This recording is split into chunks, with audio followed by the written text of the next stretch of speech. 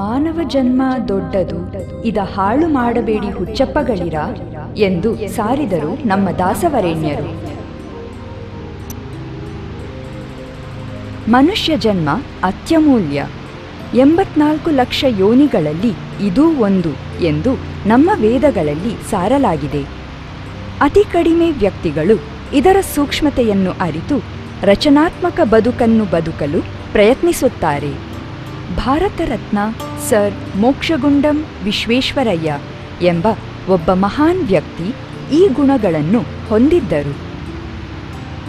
Sir MV ಎಂದರೆ ಒಬ್ಬ ಮಹಾನ್ ದೂರದರ್ಶಿ, ಒಬ್ಬ ಇಂಜಿನಿಯರ್ ಆಗಿ ತನ್ನ ಬದುಕನ್ನು ಉತ್ತಮ ನೀರಾವರಿ ಸೌಕರ್ಯಗಳಿಗಾಗಿ ನೀರು ಸಂಗ್ರಹಣೆ, ಔದ್ಯೋಗಿಕೀಕರಣದ ವರ್ಧನೆ ಮತ್ತು ಶಿಕ್ಷಣ ಕ್ಷೇತ್ರಕ್ಕೆ ಮುಡಿಪಾಗಿಟ್ಟ ಒಬ್ಬ ವ್ಯಕ್ತಿ. ಸರ್ MV ಒಬ್ಬ ಅತ್ಯುತ್ಕೃಷ್ಟ ಶ್ರೇಷ್ಠ ಯೋಜಕರಾಗಿದ್ದರು ಮತ್ತು ತಮ್ಮ ಮಾತೃಭೂಮಿಗೆ ಸೇವೆ ಸಲ್ಲಿಸುವ ಹಂಬಲ ಹೊಂದಿದ್ದ ಕೆಲಸಗಾರರಾಗಿದ್ದರು. ಮೋಕ್ಷಗುಂಡಂ ವಿಶ್ವೇಶ್ವರಯ್ಯನವರು 1860ನೇ ಇಸವಿಯಲ್ಲಿ ಅಂದಿನ ಮೈಸೂರು ಸಂಸ್ಥಾನದ ಕೋಲಾರ ಜಿಲ್ಲೆಯ ಮುದ್ದೇನಹಳ್ಳಿ ಗ್ರಾಮದಲ್ಲಿ ಜನಿಸಿದರು. ಅವರ ತಂದೆ ಪಂಡಿತ ಶ್ರೀನಿವಾಸ ಶಾಸ್ತ್ರಿ ವೈದಿಕ ಶಾಸ್ತ್ರ ಮತ್ತು ಆಯುರ್ವೇದದ ಪ್ರಖ್ಯಾತ ವಿದ್ವಾಂಸರಾಗಿದ್ದರು. ಒಂದು ದಿನ ಪಂಡಿತ ಶಾಸ್ತ್ರಿಯವರು ಗಂಗಾ ಅವತರಣದ ಕಥೆಯನ್ನು ಹೇಳುತ್ತಿದ್ದರು. 8 ವರ್ಷದ ಬಾಲಕನಾಗಿದ್ದ ಮೋಕ್ಷಗುಂಡಂ ವಿಶ್ವೇಶ್ವರಯ್ಯ ಈ ಕಥೆಯಿಂದ ಬಹಳ ಪ್ರಭಾವಿತನಾದನು. ಈ ಕಥೆ ಅವನ ಮನಸ್ಸಿನ ಮೇಲೆ ಮಹತ್ತರವಾದ ಪರಿಣಾಮ ಬೀರಿತು. ಭಗೀರಥನು ಗಂಗಾದೇವಿಯನ್ನು ಭೂಮಿಗೆ ತರುವ ಘಟನೆ ಅವನ ಬದುಕಿನ ಆದರ್ಶ ಮತ್ತು ಗುರಿ ಆಯಿತು. ಜ್ಞಾನ, ವಿಶ್ವಾಸ ಮತ್ತು ಏಕನಿಷ್ಠ ಸಾಧನೆಯಿಂದ ಮನುಷ್ಯನು ಒಂದು ನದಿಯ ದಿಕ್ಕನ್ನು ನಿರ್ಧರಿಸಬಹುದು ಎಂದು ಅವರು ಅರ್ಥ ಮಾಡಿಕೊಂಡಿದ್ದರು. ಗಂಗೆಯನ್ನು ಮಾರ್ಪಡಿಸಿ ಭಗೀರಥಿ ಎಂದು ಕರೆಯಬಹುದು. ದುರದೃಷ್ಟವಶಾತ್ ಆ ಚಿಕ್ಕ ಬಾಲಕನಿಗೆ ಪ್ರೇರಣೆಯ ಮುಖ್ಯ ಮೂಲವಾಗಿದ್ದ ಆತನ ತಂದೆ ದೈವಾಧೀನರಾದರು. ಆಗ ವಿಶ್ವೇಶ್ವರಯ್ಯನವರು 15 ವರ್ಷದವರಾಗಿದ್ದರು. ಅದೃಷ್ಟವಶಾತ್ ಅವರ ತಾಯಿಗೆ ತನ್ನ ಮಗನ ಸಾಮರ್ಥ್ಯ ಮನವರಿಕೆಯಾಗಿದ್ದರಿಂದ ಅವರ ಶೈಕ್ಷಣಿಕ ಮತ್ತು ಆಧ್ಯಾತ್ಮಿಕ ಪ್ರಗತಿಗೆ ಸರ್ವ ಪ್ರಯತ್ನ ನಡೆಸಿದರು. ತನ್ನ ಮಗನ ಸಾಮರ್ಥ್ಯದಲ್ಲಿ ಆ ತಾಯಿಯ ನಂಬಿಕೆ ಸುಳ್ಳಾಗಲಿಲ್ಲ. ವಿಶ್ವೇಶ್ವರಯ್ಯನವರು ಪ್ರಥಮ ಸ್ಥಾನ ಪಡೆದರು ಮತ್ತು ಪ್ರೌಢಶಾಲಾ ಪರೀಕ್ಷೆಯಲ್ಲಿ ಅಗ್ರಸ್ಥಾನದಲ್ಲಿದ್ದರು. ಅವರು 1881ರಲ್ಲಿ ಬೆಂಗಳೂರಿನಿಂದ BA ಪದವಿಯನ್ನು ಪೂರ್ಣಗೊಳಿಸಿದರು. ಭಗೀರಥನ ಕಥೆ ಸದಾಕಾಲ ಅವರ ಸ್ಮರಣೆಯಲ್ಲಿ ಜೀವಂತವಾಗಿತ್ತು. ಇದೇ ಪ್ರೇರಣೆ ಅವರನ್ನು ಅವರ ಇಂಜಿನಿಯರಿಂಗ್ ಪದವಿಯನ್ನು ಪೂರ್ಣಗೊಳಿಸಲು ಪುಣೆಯ ವಿಜ್ಞಾನ ಮಹಾವಿದ್ಯಾಲಯಕ್ಕೆ ತಂದಿತು. ಅವರು 1883ರಲ್ಲಿ ಈ ಕಾಲೇಜಿನಿಂದ ಪದವೀಧರರಾದರು. ಇಲ್ಲಿಯೂ ಅವರು ತಮ್ಮ ತರಗತಿಯಲ್ಲಿ ಅಗ್ರಸ್ಥಾನ ಪಡೆದರು. ಇದೇ ವರ್ಷದಲ್ಲಿ ಅವರು ನಾಶಿಕ್ನ ಲೋಕೋಪಯೋಗಿ ಇಲಾಖೆಯಲ್ಲಿ ಸಹಾಯಕ ಇಂಜಿನಿಯರ್ ಆಗಿ ತಮ್ಮ ವೃತ್ತಿ ಜೀವನವನ್ನು ಆರಂಭಿಸಿದರು. ಅವರು ತಮ್ಮ ಮೊದಲ ಯೋಜನೆಯನ್ನು ಧಾರಾಕಾರ ಮಳೆ ಮತ್ತು ನಿರಂತರ ಪ್ರವಾಹಗಳಂತಹ ಎಲ್ಲಾ ಪ್ರತಿಕೂಲಗಳ ವಿರುದ್ಧ ಪೂರ್ಣಗೊಳಿಸಿದರು. ನದಿಯ ಹರಿವು ಹೇಗೆ ನಿಲ್ಲುವುದಿಲ್ಲವೋ ಹಾಗೆಯೇ ಸರ್ MV ಎಂದೂ ಹಿಂದಿರುಗಿ ನೋಡಲಿಲ್ಲ ಮತ್ತು ಪರಿವರ್ತನಾ ವಿಚಾರಗಳನ್ನು ಕಾರ್ಯಗತಗೊಳಿಸಲು ಬದುಕಿನಲ್ಲಿ ಮುಂದುವರಿಯುತ್ತಲೇ ಇದ್ದರು. ಭಾರತದ ನೀರಾವರಿ ಇಲಾಖೆಯ ಸೂಪರಿಂಟೆಂಡೆಂಟ್ ಇಂಜಿನಿಯರ್ ಆಗಿ ಅವರು ಸಿಂಧೂ ನದಿಯ ಮೇಲೆ ಅಣೆಕಟ್ಟು ಕಟ್ಟಿದರು. ಇದರಿಂದ ದಕ್ಷಿಣ ಭಾಗದ ಹಲವಾರು ಪ್ರದೇಶಗಳಿಗೆ ಪ್ರಯೋಜನವಾಯಿತು. ಈ ಸಂಪೂರ್ಣ ಪ್ರದೇಶದ ಮತ್ತು ಸುತ್ತಮುತ್ತಲಿನ ಪ್ರದೇಶದ ರೈತರಿಗೆ ತಮ್ಮ ಬೇಸಾಯದ ಭೂಮಿಗೆ ನೀರಾವರಿ ಒದಗಿಸಲು ಸಾಧ್ಯವಾಯಿತು. ಅವರು 1900ರಲ್ಲಿ ಪುಣೆಯ ಖಡಕ್ವಾಸ್ಲಾ ಅಣೆಕಟ್ಟಿನ ಹೊಣೆ ಹೊತ್ತರು. ಈ ಅವಧಿಯಲ್ಲಿ ಪುಣೆ ನಗರ ನೀರಿನ ಅಭಾವದ ಸಮಸ್ಯೆಯನ್ನು ಎದುರಿಸುತ್ತಿತ್ತು. ಸಂಗ್ರಹಣೆಯ ಮಟ್ಟವನ್ನು ಏರಿಸುವ ಏಕೈಕ ಮಾರ್ಗ ಗೇಟ್ಗಳನ್ನು ಅಂದರೆ ಬಾಗಿಲುಗಳನ್ನು ನಿರ್ಮಿಸುವುದಾಗಿತ್ತು. ಆದರೆ ವಿದ್ಯುತ್ ಸರಬರಾಜಿನ ಕೊರತೆಯ ಕಾರಣ ಗ್ರಾಮೀಣ ಪ್ರದೇಶಗಳಲ್ಲಿ ಅಣೆಕಟ್ಟುಗಳ ಮೇಲೆ ಗೇಟ್ ವ್ಯವಸ್ಥೆಯನ್ನು ನಿರ್ಮಿಸುವ ಪರಿಕಲ್ಪನೆ ಕಲ್ಪನಾತೀತವಾಗಿತ್ತು. ತುರ್ತು ಪ್ರವಾಹದ ಸಂದರ್ಭದಲ್ಲಿ ಮತ್ತು ವಿದ್ಯುತ್ ಇಲ್ಲದೆ ಬಾಗಿಲುಗಳನ್ನು ನಿಯಂತ್ರಿಸುವುದು ಆ ಕಾಲದಲ್ಲಿ ಒಂದು ದೊಡ್ಡ ಸವಾಲಾಗಿತ್ತು. ಸರ್ ಎಂವಿಯವರು ವಿಜ್ಞಾನದ ನಿಯಮಗಳನ್ನು ಅಧ್ಯಯನ ಮಾಡಿದ್ದರೂ ಮಾತ್ರವಲ್ಲದೆ ನಿತ್ಯ ಜೀವನದಲ್ಲಿ ಕಾರ್ಯಗತಗೊಳಿಸಲು ಸುಲಭವಾದ ಪ್ರಾಯೋಗಿಕ ಮಾರ್ಗವನ್ನು ಅವರು ಸೃಷ್ಟಿಸಿದ್ದರು. ಅವರು ಸ್ವಯಂಚಾಲಿತ ಬಾಗಿಲುಗಳ ಪರಿವರ್ತನಾ ವಿಚಾರವನ್ನು ಪರಿಚಯಿಸಿದರು. ಯಾವುದೇ ವಸ್ತುವನ್ನು ನೀರಿನಲ್ಲಿ ಮುಳುಗಿಸಿದಾಗ ಅದು ತನ್ನ ಸ್ವಂತ ಭಾರವನ್ನು ಕಳೆದುಕೊಳ್ಳುತ್ತದೆ ಎಂಬ ವಿಜ್ಞಾನದ ಸರಳ ವಿಷಯವನ್ನು ಬಳಸಿದರು. ಅವರು ಈ ಉದ್ದೇಶಕ್ಕಾಗಿ ಒಂದು ಹಗ್ಗ, ಬಾಗಿಲು, ನಾಲೆ ಮತ್ತು ಪ್ರತಿಭಾರವನ್ನು ಬಳಸಿದರು. ನೀರು ನಾಲೆಯನ್ನು ಪ್ರವೇಶಿಸಿದಾಗ ಪ್ರತಿಭಾರ ತೂಕವನ್ನು ಕಳೆದುಕೊಳ್ಳುವುದರಿಂದ ಬಾಗಿಲು ಸ್ವಯಂಚಾಲಿತವಾಗಿ ತೆರೆದುಕೊಳ್ಳುತ್ತದೆ. ನೀರಿನ ಮಟ್ಟ ಕಡಿಮೆಯಾದಾಗ ನಾಲೆಯಲ್ಲಿರುವ ನೀರು ವೇಗವಾಗಿ ಹೊರಚೆಲ್ಲುತ್ತದೆ. ಪ್ರತಿಭಾರ ತನ್ನ ಮೂಲ ತೂಕವನ್ನು ಹಿಂದಕ್ಕೆ ಪಡೆದುಕೊಳ್ಳುತ್ತದೆ ಮತ್ತು ನೀರು ಸಂಗ್ರಹಿಸಲು ಬಾಗಿಲು ಸ್ವಯಂಚಾಲಿತವಾಗಿ ಮುಚ್ಚುತ್ತದೆ. ವಿದ್ಯುತ್ ಇಲ್ಲದೆ ಬಾಗಿಲು ನಿರ್ವಹಣೆ ದೂರದ ಪ್ರದೇಶಗಳಲ್ಲಿ ಅಣೆಕಟ್ಟು ನಿರ್ಮಾಣದ ಕ್ಷೇತ್ರದಲ್ಲಿ ಒಂದು ಕ್ರಾಂತಿ ಮತ್ತು ಹೊಸ ಪ್ರಾರಂಭವಾಗಿತ್ತು. ಅಣೆಕಟ್ಟಿನ ಮೇಲೆ ಸ್ವಯಂಚಾಲಿತ ಬಾಗಿಲುಗಳ ಪೇಟೆಂಟ್ ಅನ್ನು ಸರ್ ವಿಶ್ವೇಶ್ವರಯ್ಯನವರ ಹೆಸರಿನಲ್ಲಿ ನೋಂದಾಯಿಸಲಾಗಿತ್ತು. ಆದರೆ ತಂತ್ರಜ್ಞಾನದ ಈ ಅಸಾಧಾರಣ ಪ್ರತಿಭೆ ಅಂತರಂಗದಲ್ಲಿ ಅಪ್ಪಟ ಭಾರತೀಯರಾಗಿದ್ದರು. ಈ ಆವಿಷ್ಕಾರ ಅನೇಕ ಕೃಷಿಕರ ಭೂಮಿಯ ದಾಹವನ್ನು ತೀರಿಸಿತು. ಆದ್ದರಿಂದ ವಿಶ್ವೇಶ್ವರಯ್ಯನವರು ಸರ್ಕಾರದಿಂದ ಯಾವುದೇ ರಾಯಧನವನ್ನು ಸ್ವೀಕರಿಸಲು ನಿರಾಕರಿಸಿದರು. ಒಂದರ ಮೇಲೊಂದು ಸವಾಲುಗಳನ್ನು ಸ್ವೀಕರಿಸುವುದು ಅವರಿಗೆ ಬಹುಶಃ ರಕ್ತಗತವಾಗಿತ್ತು. ಆ ದಿನಗಳಲ್ಲಿ ಅತ್ಯಂತ ದೊಡ್ಡ ಸಮಸ್ಯೆ ಎಂದರೆ ನೈರ್ಮಲ್ಯ ವ್ಯವಸ್ಥೆಯ ಅನುಚಿತ ಮಾರ್ಗ ಮತ್ತು ನದಿ ನೀರಿನಲ್ಲಿ ಅದರ ವಿಸರ್ಜನೆಯಾಗಿತ್ತು. ಇದರಿಂದಾಗಿ ಕಾಲೆರಾ, ಪ್ಲೇಗ್, ಮಲೇರಿಯಾಗಳಂತಹ ಸಾಂಕ್ರಾಮಿಕ ರೋಗಗಳ ಅಪಾಯ ಯಾವಾಗಲೂ ಇರುತ್ತಿತ್ತು. ಈ ಸಮಸ್ಯೆಯನ್ನು ಬಗೆಹರಿಸಲು ಸರ್ ಎಂವಿಯವರು ಕೊಳವೆಗಳ ಮೂಲಕ ಶುದ್ಧ ನೀರನ್ನು ಒದಗಿಸುವ ಪರಿಕಲ್ಪನೆಯನ್ನು ರಚಿಸಿದರು. ಅವರು ಭಾರತದಾದ್ಯಂತ 21ಕ್ಕೂ ಹೆಚ್ಚು ನೀರು ಸರಬರಾಜು ಯೋಜನೆಗಳನ್ನು ರಚಿಸಿ ನಿಯೋಜಿಸಿದರು. ತಮ್ಮ ಯೋಗ್ಯತೆಗಳನ್ನು ರುಜುವಾತುಪಡಿಸುತ್ತಾ ಸರ್ ಎಂವಿಯವರು ಹೈದರಾಬಾದ್, ಕರಾಚಿ ಮತ್ತು ಆಫ್ರಿಕಾದ ಈಡನ್ ಮುಂತಾದ ಪಟ್ಟಣಗಳಿಗೆ ಒಳಚರಂಡಿ ವ್ಯವಸ್ಥೆಯನ್ನು ರಚಿಸಿದರು. ಆ ಕಾಲದಲ್ಲಿ ಮಳೆ ನೀರು ಮಾತ್ರ ನೀರಾವರಿಯ ಪ್ರಮುಖ ಮೂಲವಾಗಿತ್ತು. ಮಳೆ ನೀರಿನ ಅತ್ಯಧಿಕ ಸಂಗ್ರಹಣೆ, ಜಲವಿದ್ಯುತ್ ಉತ್ಪಾದನೆ ಆಗಿನ ಅವಶ್ಯಕತೆಯಾಗಿತ್ತು. ಅವರು ನೀರಾ ನದಿಯ ದಂಡೆಯ ಮೇಲೆ ನೀರಾವರಿಯ ಬ್ಲಾಕ್ ವ್ಯವಸ್ಥೆಯನ್ನು ಪರಿಚಯಿಸಿದರು. ಪ್ರತಿ ಬ್ಲಾಕ್ನ 1/3 ಭಾಗ ಮಾತ್ರ ಕಬ್ಬು ಹೊಂದುವುದು ಮತ್ತು ಉಳಿದ 2/3 ಭಾಗ ಮುಂಗಾರು ಮತ್ತು ಹಿಂಗಾರು ಬೆಳೆಗಳನ್ನು ಹೊಂದುವುದು ಬ್ಲಾಕ್ನ ಕಲ್ಪನೆಯಾಗಿತ್ತು. ಆ ಯೋಜನೆಯ ವ್ಯಾಪ್ತಿಯಲ್ಲಿದ್ದ ಎಲ್ಲ ಗ್ರಾಮಗಳಿಗೆ ನೀರು ಸರಬರಾಜು ಮಾಡುವುದು ಈ ವ್ಯವಸ್ಥೆಯ ಉದ್ದೇಶವಾಗಿತ್ತು. ಬ್ಲಾಕ್ ವ್ಯವಸ್ಥೆ ಮಹಾರಾಷ್ಟ್ರದ ಪುಣೆ, ನಾಶಿಕ್, ಅಹಮದ್ನಗರ್ ಜಿಲ್ಲೆಗಳಲ್ಲಿ, ಮೈಸೂರಿನಲ್ಲಿ ಇಂದಿಗೂ ಯಶಸ್ವಿಯಾಗಿ ನಡೆಯುತ್ತಿದೆ. ಈ ಯಶಸ್ಸು ಕೇವಲ ಸರ್ ಎಂವಿಯವರ ಚಾತುರ್ಯದಿಂದ ಸಾಧ್ಯವಾಗಿದೆ. 1908ರಲ್ಲಿ ಹೈದರಾಬಾದ್ ಪಟ್ಟಣ ಚಂಡಮಾರುತದ ಪ್ರವಾಹಕ್ಕೆ ತುತ್ತಾಯಿತು. ಭಾರತ ಸರ್ಕಾರ ಇದನ್ನು ಪರೀಕ್ಷಿಸಲು ಪರಿಹಾರಗಳನ್ನು ಸೂಚಿಸಲು ವಿಶ್ವೇಶ್ವರಯ್ಯನವರನ್ನು ಕೇಳಿಕೊಂಡಿತು.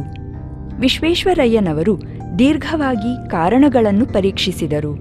ಅವರು ಮೂಸಿ ನದಿಯ ಮೇಲೆ 8,439 ದಶಲಕ್ಷ ಕ್ಯೂಬಿಕ್ ಫೀಟ್, ಈಸಿ ನದಿಯ ಮೇಲೆ 11,950 ದಶಲಕ್ಷ ಕ್ಯೂಬಿಕ್ ಫೀಟ್ ಜಲಾಶಯ ನಿರ್ಮಾಣದ ಸಲಹೆ ನೀಡಿದರು. ವಿಶ್ವೇಶ್ವರಯ್ಯನವರು ಕೇವಲ ಇಂಜಿನಿಯರ್ ಮಾತ್ರ ಆಗಿರಲಿಲ್ಲ, ಅವರು ಸೌಂದರ್ಯ ಪ್ರಜ್ಞಾ ಸಂಪನ್ನರಾದ ಪರಿಸರವಾದಿಯಾಗಿದ್ದರು.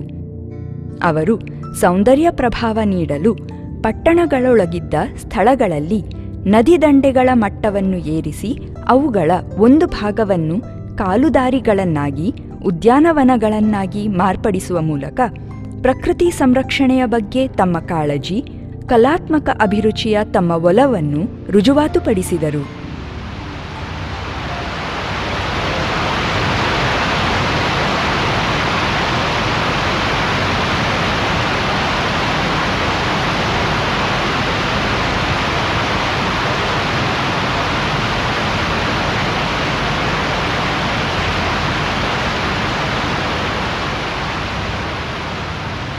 ಜಲಧಾರೆಯ ಬಿಳಿ ಪರದೆ, ಸೊಂಪಾದ ಹಚ್ಚ ಹಸಿರಿನ ಬಯಲು ಹಾಸು. ಸ್ವಚ್ಛ ನಗರ, ಹಸಿರು ನಗರ ಎಂಬ ಪರಿಕಲ್ಪನೆ ಬಹುಶಃ ಈ ಸುಂದರ ವಿಚಾರದ ಪರಿಣಾಮವಾಗಿರಬಹುದು. ಸರ್ ಎಂವಿ ಯವರು ವಿಶಾಖಪಟ್ಟಣಂ ಬಂದರನ್ನು ಪ್ರಾಕೃತಿಕ ಪರಿಸರವನ್ನು ಹಾಳು ಮಾಡದೆ ರಚಿಸಿ ಪುನಃ ತಮ್ಮ ಸಾಮರ್ಥ್ಯವನ್ನು ಸಾಬೀತುಪಡಿಸಿದರು. 1909ರಲ್ಲಿ ಮೈಸೂರಿನ ಮಹಾರಾಜರು ಅವರನ್ನು ಮುಖ್ಯ ಇಂಜಿನಿಯರ್ ಆಗಿ ನೇಮಕ ಮಾಡಿದರು. ಸರ್ ಎಂವಿ ಯವರು ಹರಿಯುತ್ತಿದ್ದ ಕಾವೇರಿ ನದಿ ನೀರಿನ ಸುತ್ತಮುತ್ತಲಿನ ಪ್ರದೇಶದಲ್ಲಿ ಅಡುಗಿದ್ದ ಹಲವಾರು ಅವಕಾಶಗಳನ್ನು ಮನಗೋಚರಗೊಳಿಸಿದರು. ಅವರ ವೈಜ್ಞಾನಿಕ ಮಾರ್ಗ ಮತ್ತು ಅಪಾರ ಅನುಭವಗಳ ಕಾರಣ ಕಾವೇರಿ ನದಿ ನೀರಿನ ಸರಿಯಾದ ಬಳಕೆ ಹಸಿರು ಕ್ರಾಂತಿಯ ಸಾಧ್ಯತೆಯನ್ನು ಹೊಂದಿದೆ ಎಂದು ಅವರಿಗೆ ತಿಳಿದಿತ್ತು. ಆ ನದಿಯ ಮೇಲೆ ಒಂದು ಬೃಹತ್ ಅಣೆಕಟ್ಟನ್ನು ರಚಿಸಿದರು. ಅದರ ರಚನೆಯಿಂದ ಹಿಡಿದು ಪೂರ್ಣತೆಯವರೆಗೆ ಎಲ್ಲವನ್ನೂ ವಿಶ್ವೇಶ್ವರಯ್ಯನವರ ಮಾರ್ಗದರ್ಶನದಲ್ಲಿ ಕಾರ್ಯರೂಪಕ್ಕೆ ತರಲಾಯಿತು. ಮಹಾರಾಜ ಕೃಷ್ಣರಾಜ ಒಡೆಯರರ ಆಡಳಿತದಲ್ಲಿ ಆ ಕಾಲದ ಏಷ್ಯಾ ಖಂಡದ ಅತಿದೊಡ್ಡ ಅಣೆಕಟ್ಟನ್ನು ಕಟ್ಟಲಾಯಿತು. ಮಹಾರಾಜರ ಹೆಸರಿನಲ್ಲಿ ಆ ಅಣೆಕಟ್ಟಿಗೆ ಕೃಷ್ಣರಾಜಸಾಗರ ಅಣೆಕಟ್ಟು ಎಂದು ನಾಮಕರಣ ಮಾಡಲಾಯಿತು. ಅನೇಕ ಕಾಲುವೆಗಳನ್ನು ನಿರ್ಮಿಸಲಾಯಿತು. ಈ ಯೋಜನೆಯ ವ್ಯಾಪ್ತಿಯಲ್ಲಿ ಬರುವ ಕೃಷಿಕರ ಭೂಮಿಗಳಿಗೆ ಈ ಕಾಲುವೆಗಳು ನೀರಾವರಿಗಾಗಿ ನೀರು ಸರಬರಾಜು ಮಾಡುತ್ತವೆ. ಅಲ್ಪಕಾಲದಲ್ಲಿ ಮೈಸೂರು ಸೊಂಪಾದ ಹಸಿರು ಪ್ರದೇಶವಾಗಿ ಮಾರ್ಪಾಡಾಯಿತು. ಸರ್ ಎಂವಿಯವರ ಪ್ರಕೃತಿಯ ಒಲವು ನನಸಾಗಿತ್ತು. ಅವರು ಜಗತ್ಪ್ರಸಿದ್ಧವಾದ ಬೃಂದಾವನ ಉದ್ಯಾನವನವನ್ನು ಯೋಜಿಸಿ ನಿರ್ಮಿಸಿದರು. ಅದು ನಮಗೆ ಸರ್ ಎಂವಿಯವರ ಶ್ರೇಷ್ಠತೆ, ಪ್ರಕೃತಿ ಸಂರಕ್ಷಣೆಯ ಬಗ್ಗೆ ಅವರ ಕಾಳಜಿಯನ್ನು ಜ್ಞಾಪಿಸುತ್ತದೆ. ಸುಂದರವಾದ ಭೂದೃಶ್ಯ ನಿರ್ಮಾಣ ಮತ್ತು ನಿತ್ಯ ಹರಿದ್ವರ್ಣದ ಸೌಂದರ್ಯ ಬೃಂದಾವನ ಉದ್ಯಾನವನವನ್ನು ವಾಸ್ತವಿಕತೆಯ ಸೂಕ್ಷ್ಮರೂಪವಾಗಿಸಿತು. ಅದು ಭಾರತೀಯ ಮತ್ತು ವಿದೇಶಿ ಪರ್ಯಟಕರಿಗೆ ಆಕರ್ಷಣೆಯ ಕೇಂದ್ರಬಿಂದುವಾಯಿತು. ವಿಶ್ವೇಶ್ವರಯ್ಯನವರಿಗೆ ರಾಜ್ಯಾದ್ಯಂತ ತತ್ಕ್ಷಣ ಮನ್ನಣೆ ದೊರಕಿತು. ಅವರನ್ನು ಆಧುನಿಕ ಮೈಸೂರಿನ ಪಿತೃ ಎಂದು ಕರೆಯಲಾಯಿತು. ವಿಶ್ವಾಸಾರ್ಹತೆ, ಸಮರ್ಥ ಆಡಳಿತ, ಪ್ರಾಮಾಣಿಕತೆ ಮತ್ತು ಸಮರ್ಪಣಾ ಭಾವ ಅವರನ್ನು ಒಬ್ಬ ಶ್ರೇಷ್ಠ ವ್ಯಕ್ತಿಯನ್ನಾಗಿ, ಮಹಾನ್ ದೂರದರ್ಶಿಯನ್ನಾಗಿ ಮಾಡಿದ ಗುಣಗಳು. ಅವರ ಪರಿಣಾಮಕಾರಿತ್ವ ಮತ್ತು ಮಾತೃಭೂಮಿಯ ಸೇವೆ ಮಾಡುವ ಅವರ ಬಯಕೆಯನ್ನು ಮನಗಂಡ ಮೈಸೂರಿನ ಮಹಾರಾಜರು ಅವರನ್ನು 1912ರಲ್ಲಿ ರಾಜ್ಯದ ದಿವಾನರನ್ನಾಗಿ ನೇಮಿಸಿದರು. ದಿವಾನರಾಗಿ ವಿಶ್ವೇಶ್ವರಯ್ಯನವರು ತಮ್ಮ ವಿಚಾರಗಳಿಗೆ ವಾಸ್ತವ ರೂಪ ನೀಡಿದರು. ಅವರು ಔದ್ಯೋಗಿಕೀಕರಣ ಮತ್ತು ಶಿಕ್ಷಣದ ಕ್ಷೇತ್ರಗಳಲ್ಲಿ ತಮ್ಮ ಕೆಲಸವನ್ನು ವರ್ಧಿಸಿದರು. ಮೈಸೂರು ರಾಜ್ಯವನ್ನು ಅಭಿವೃದ್ಧಿಪಡಿಸುವ ಅವರ ಕನಸು ನನಸಾಯಿತು. ಅವರು ಮೈಸೂರು ಸಾಬೂನು ಕಾರ್ಖಾನೆ, ಭದ್ರಾವತಿಯಲ್ಲಿ ಮೈಸೂರು ಕಬ್ಬಿಣ ಮತ್ತು ಉಕ್ಕಿನ ಕಾರ್ಖಾನೆ, ಮೈಸೂರು ವಿಶ್ವವಿದ್ಯಾಲಯ, ಮೈಸೂರು ಸ್ಟೇಟ್ ಬ್ಯಾಂಕ್, ಜಯಚಾಮರಾಜೇಂದ್ರ ವೃತ್ತಿ ಶಿಕ್ಷಣಾಲಯ ಮತ್ತು ವಾಣಿಜ್ಯ ಮಂಡಳಿಗಳ ನಿರ್ಮಾಣ ಮತ್ತು ಸ್ಥಾಪನೆಗೆ ಮಹತ್ತರ ಕೊಡುಗೆ ನೀಡಿದರು. ಮೈಸೂರು ಕಬ್ಬಿಣ ಮತ್ತು ಉಕ್ಕಿನ ಕಾರ್ಖಾನೆಯನ್ನು ಲಾಭದಾಯಕವಾಗಿಸಲು ಸರ್ ಎಂವಿಯವರು 6.5 ವರ್ಷಗಳವರೆಗೆ ಶ್ರಮಪಟ್ಟರು. ಅವರು 6.5 ವರ್ಷಗಳ ಸಂಬಳವನ್ನು ಜಯಚಾಮರಾಜೇಂದ್ರ ವೃತ್ತಿ ಶಿಕ್ಷಣಾಲಯದ ಸ್ಥಾಪನೆಗಾಗಿ ಸರ್ಕಾರಕ್ಕೆ ದಾನ ಮಾಡಿದರು. ಉತ್ತಮ ಸಾರಿಗೆ ವ್ಯವಸ್ಥೆಯನ್ನು ಒದಗಿಸಿದಾಗ ಮಾತ್ರ ಪ್ರಗತಿ ಮತ್ತು ಅಭಿವೃದ್ಧಿ ಸಾಧ್ಯ ಎಂದು ಅವರು ನಂಬಿದ್ದರು. ಇದಕ್ಕಾಗಿ ಅವರು ರಾಜ್ಯಾದ್ಯಂತ ರೈಲು ಸಂಪರ್ಕವನ್ನು ವಿಸ್ತರಿಸುವುದಕ್ಕೆ ಒತ್ತು ನೀಡಿದರು. ತಿರುಮಲೆಯಿಂದ ತಿರುಪತಿಗೆ ರಸ್ತೆಯ ಸಂಪರ್ಕ ಅವರ ಕೊಡುಗೆಯೇ ಆಗಿದೆ. ಸರ್ ಮೋಕ್ಷಗುಂಡಂ ವಿಶ್ವೇಶ್ವರಯ್ಯನವರ ಬದುಕು ಹರಿಯುವ ನದಿ ಇದ್ದಂತೆ. ಅದರ ಕೆಲವೇ ಹನಿಗಳು ಅತ್ಯುತ್ತಮ ಫಲಿತಾಂಶ ನೀಡಬಹುದು. ಅವರ ಶ್ರೇಷ್ಠತೆಗೆ ಮನ್ನಣೆ ನೀಡಲು ಅನೇಕ ಸರ್ಕಾರಿ ಮತ್ತು ಸರ್ಕಾರೇತರ ಸಂಸ್ಥೆಗಳು ಅವರಿಗೆ ಹಲವಾರು ಪ್ರಶಸ್ತಿಗಳನ್ನು ನೀಡಿದವು. 7ಕ್ಕಿಂತ ಹೆಚ್ಚು ವಿಶ್ವವಿದ್ಯಾಲಯಗಳು ಅವರಿಗೆ ಗೌರವ ಡಾಕ್ಟರೇಟ್ ನೀಡಿ ಸನ್ಮಾನಿಸಿದವು. ಸುಮಾರು 12 ಸಂಸ್ಥೆಗಳು ತಮ್ಮ ಸಂಸ್ಥೆಗೆ ಅಥವಾ ತಮ್ಮ ಸಂಸ್ಥೆಯ ಒಂದು ವಿಭಾಗಕ್ಕೆ ಸರ್ MV ಯವರ ಹೆಸರು ನೀಡಿದವು. 1904ರಲ್ಲಿ ಅವರಿಗೆ ಲಂಡನ್ ಇನ್ಸ್ಟಿಟ್ಯೂಟ್ ಆಫ್ ಇಂಜಿನಿಯರ್ಸ್ನ ಗೌರವ ಸದಸ್ಯತ್ವ ನೀಡಲಾಯಿತು. 1911ರಲ್ಲಿ ಬ್ರಿಟಿಷ್ ಸರ್ಕಾರ ಅವರಿಗೆ CIE companion of Indian empire ಎಂಬ ಬಿರುದು ನೀಡಿ ಗೌರವಿಸಿತು. 1915ರಲ್ಲಿ KCIE ಅಂದರೆ night commander of the order of the Indian empire ಬಿರುದು ಅವರಿಗೆ ಸಂದ ಗೌರವಗಳಲ್ಲಿ ಮತ್ತೊಂದು. 1955ರಲ್ಲಿ ಅವರ 95ನೇ ವರ್ಷ ವಯಸ್ಸಿನಲ್ಲಿ ಅವರು ಸ್ವತಂತ್ರ ಭಾರತದ ಅತ್ಯುನ್ನತ ನಾಗರಿಕ ಪ್ರಶಸ್ತಿಯಾದ ಭಾರತ ರತ್ನ ಪಡೆದರು. ಭಾರತ ರತ್ನ ಸರ್ MV ಯವರು ಅತ್ಯುತ್ಕೃಷ್ಟ ದೂರದರ್ಶಿ ಇಂಜಿನಿಯರ್ ಆಗಿದ್ದರು. ಅವರು ಒಬ್ಬ ಶ್ರೇಷ್ಠ ಯೋಜಕ ಮತ್ತು ಉದ್ಯಮಿಯಾಗಿದ್ದರು. ಅವರ ದೃಷ್ಟಿಯಲ್ಲಿ ಭಾರತದ ಪ್ರಗತಿ ಗರಿಷ್ಠ ಆದ್ಯತೆಯನ್ನು ಹೊಂದಿತ್ತು. ಆದುದರಿಂದಲೇ ಅವರು ತಮ್ಮ ವಿಚಾರಗಳನ್ನು ಮತ್ತು ಅನುಭವಗಳನ್ನು ಬರವಣಿಗೆಯ ಮುಖಾಂತರ ವ್ಯಕ್ತಪಡಿಸಿದರು. ಅವರ planned economy for India, reconstructing India ಎಂಬ 2 ಪುಸ್ತಕಗಳು ನಿರುದ್ಯೋಗ, ಗ್ರಾಮೀಣ ಔದ್ಯೋಗಿಕೀಕರಣ ಮುಂತಾದ ಪ್ರಮುಖ ವಿಷಯಗಳನ್ನು ಒಳಗೊಂಡಿವೆ. ಅವರು ಇಂಗ್ಲಿಷ್ ಭಾಷೆಯ ಸಿ ಅಕ್ಷರವನ್ನು ವಿವಿಧ ರೀತಿಗಳಲ್ಲಿ ನೆನಪಿಟ್ಟುಕೊಳ್ಳಲು ಹೇಳುತ್ತಾರೆ. C for career, C for cleverness, C for character, C for credit, C for confidence, C for cooperation, C for coexistence ಮತ್ತು ಸಿ ಫಾರ್ ಕಲ್ಚರ್. ಅತ್ಯುತ್ತಮ ನಡತೆ ಮತ್ತು ಭಾರತವನ್ನು ಇನ್ನೂ ಹೆಚ್ಚಿನ ದಿಗಂತಕ್ಕೆ ಕರೆದೊಯ್ಯುವುದರಲ್ಲಿ ದೃಢ ನಂಬಿಕೆ ಇಟ್ಟಿದ್ದ ಸರ್ MV ಯವರ ಜನ್ಮದಿನವಾದ ಸೆಪ್ಟೆಂಬರ್ 15 ದೇಶಾದ್ಯಂತ ಇಂಜಿನಿಯರ್ಸ್ ಡೇ ಎಂದು ಸ್ಮರಿಸಲಾಗುತ್ತದೆ. ಸಹಾಯಕ ಇಂಜಿನಿಯರ್ ಹುದ್ದೆಯಿಂದ ಭಾರತ ರತ್ನ ಎಂಬ ಅತ್ಯಂತ ಗೌರವಾನ್ವಿತ ಪ್ರಶಸ್ತಿಯವರೆಗಿನ ಪಯಣ ಕೇವಲ ಅವರ ಯೋಗ್ಯತೆಗಳ ಮತ್ತು ಸಾಮರ್ಥ್ಯದ ವೃತ್ತಾಂತ ಮಾತ್ರವಲ್ಲ, ಸರಳ ಬದುಕು ಮತ್ತು ಉನ್ನತ ಆಲೋಚನೆಗಳ ಒಂದು ಉದಾಹರಣೆಯೂ ಆಗಿದೆ. ಅವರ ಹೆಜ್ಜೆ ಗುರುತುಗಳು ಮತ್ತು ವಿಚಾರಗಳು ಅವರನ್ನು ಅಮರರನ್ನಾಗಿ ಮಾಡಿದ ಹೊಸ ಮತ್ತು ಹಳೆಯ ಯೋಚನಾ ವಿಧಾನಗಳ ಪರಿಪೂರ್ಣ ಮಿಶ್ರಣದ ಬಗ್ಗೆ ನಮಗೆ ಸದಾ ಜ್ಞಾಪಿಸುತ್ತವೆ. Sir Vishveshwaraya was a blend of old and new. In business or industry, he liked European and American methods. But in domestic matters, he was a perfect Brahmin. He was strict vegetarian, teetotaler, and non-smoker.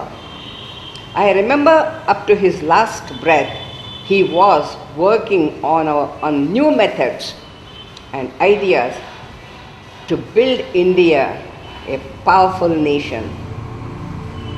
ಕೇವಲ ನಮ್ಮ ಕರ್ಮದ ಬಗ್ಗೆ ಗಮನ ನೀಡಬೇಕು, ಅದರ ಫಲದ ಬಗ್ಗೆ ತಲೆಕೆಡಿಸಿಕೊಳ್ಳಬಾರದು ಎಂದು ಶ್ರೀಮದ್ ಭಗವದ್ಗೀತೆ ಬೋಧಿಸುವಂತೆ ಸರ್ MV ಯವರು ಕೂಡ ವಿಶ್ರಾಂತಿ ತೆಗೆದುಕೊಳ್ಳಬೇಕೆಂಬ ಸಲಹೆಯನ್ನು ಬದಿಗಿಟ್ಟು ಸಕ್ರಿಯವಾಗಿದ್ದರು.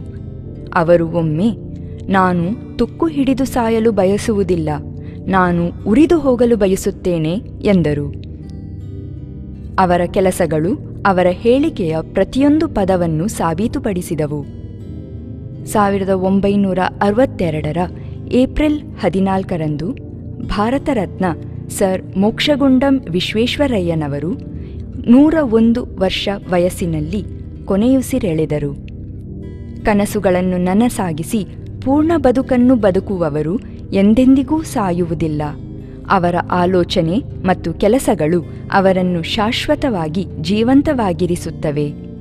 ಕೃಷ್ಣರಾಜಸಾಗರ ಅಣೆಕಟ್ಟು ಪೂರ್ಣಗೊಂಡ ಸಂದರ್ಭದಲ್ಲಿ ಗಾಂಧೀಜಿಯವರು ಮೋಕ್ಷಗುಂಡಂ ವಿಶ್ವೇಶ್ವರಯ್ಯನವರನ್ನು ಅಮರರನ್ನಾಗಿಸಲು ಒಂದು ಕೃಷ್ಣರಾಜಸಾಗರ ಅಣೆಕಟ್ಟು ಸಾಕು ಎಂದು ಯೋಗ್ಯವಾಗಿ ನುಡಿದರು.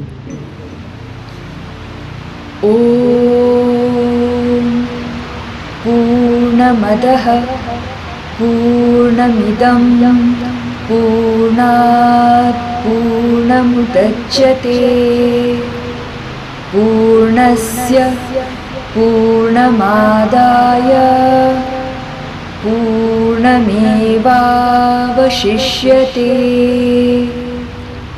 ಓಂ ಶಾಂತಿ ಶಾಂತಿ ಶಾಂತಿ.